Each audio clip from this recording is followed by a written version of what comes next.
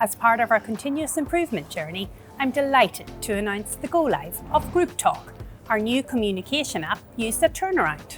GroupTalk helps our ground staff stay connected in real time, making it easier for the turnaround coordinator, gate agent, marshals and ramp shift leaders to work smarter together.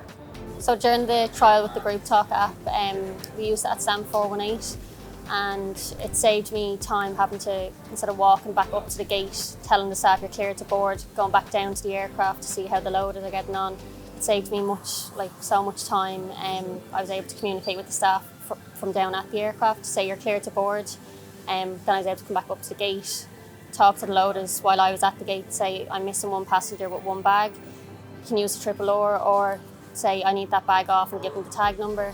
And then if we're looking for passengers on board, the staff at the gate can radio down to me and say, I'm missing a passenger in 2 Charlie, I can check on board, have it locked up and I can communicate back saying, we're all closed down here. So I think it is a really good addition to have and it does save us that bit of extra time. In our initial pilot, we've already seen turnaround times improve by up to 5 minutes, which is 12% of our current minimum turnaround time.